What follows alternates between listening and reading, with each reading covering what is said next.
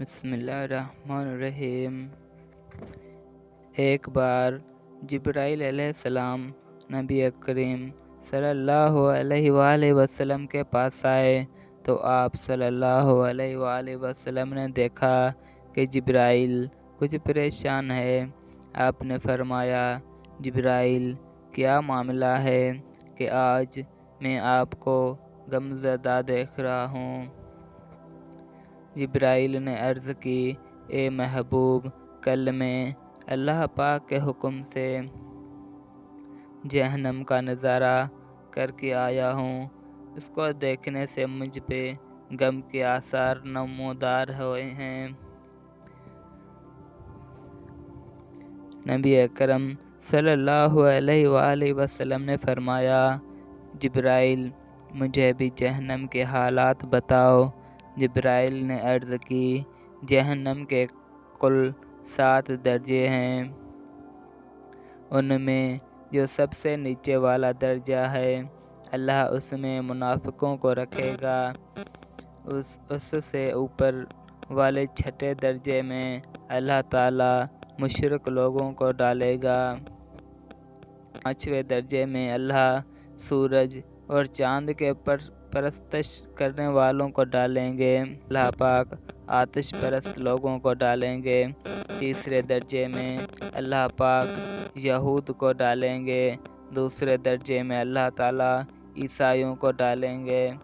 یہ کہہ کر جبرائیل علیہ السلام خاموش ہو گئے تو نبی اکرم صلی اللہ علیہ وآلہ وسلم نے پوچھا، جبرائیل آپ خاموش کیوں ہو گئے؟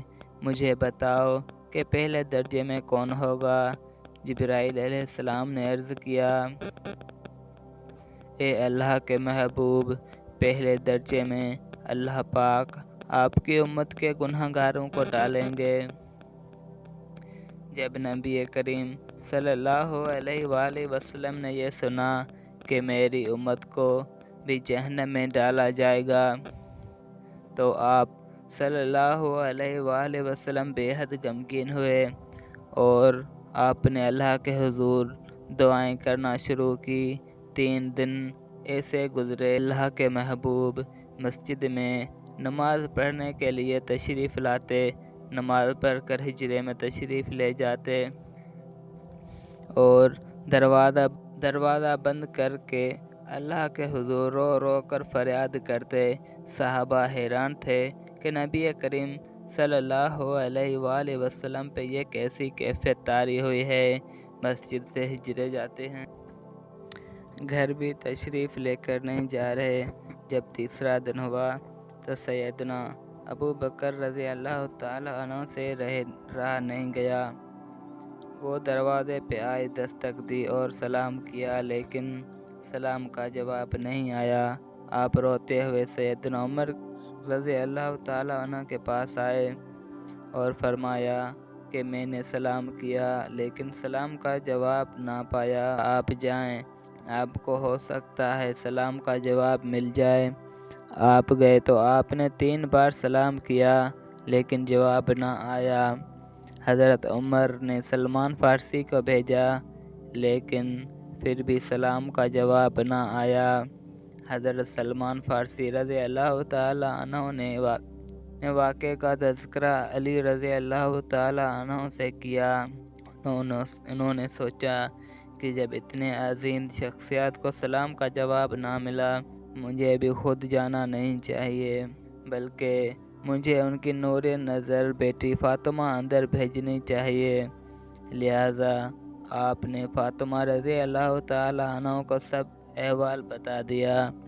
آپ ہجرے کے دروازے پہ آئی، ابا جان السلام علیکم۔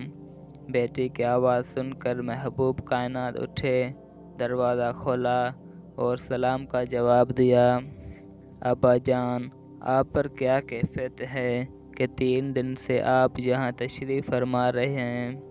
نبی کریم صلی اللہ علیہ وآلہ وسلم نے فرمایا کہ جبرائیل نے مجھے آگاہ کیا ہے کہ میری امت بھی جہنم میں جائے گی۔ فاطمہ بیٹی، مجھے اپنی امت کے گناہ گاروں کا غم کھائی جا رہا ہے اور میں اپنے مالک سے دعائیں کر رہا ہوں کہ اللہ ان کو معاف کرے اور جہنم سے بری کرے۔ یہ کہہ کر آپ پھر سجدے میں چلے گئے اور رونا شروع کیا۔ یا اللہ میری امت کے گناہ گاروں پہ رحم کر، ان کو جہنم سے آزاد کر۔ اتنے میں حکم آیا، اے میرے محبوب غم نہ کر، میں تم کو اتنا عطا کر دوں گا کہ آپ راضی ہو جائیں گے۔ آپ خوشی سے کھل اٹھے اور فرمایا، لوگوں، اللہ نے مجھ سے وعدہ کر لیا ہے کہ وہ روز قیامت مجھے میری امت کے معاملے میں خوب راضی کرے گا، اور میں نے اس وقت تک راضی نہیں ہوں گا جب تک میرا آخری امتی بھی جنت میں نہ چلا جائے۔ لکھتے ہوئے آنکھوں سے آنسو آ گئے کہ ہمارا نبی اتنا شفیق اور غم محسوس کرنے والا ہے، اور بدلے میں ہم نے ان کو کیا دیا۔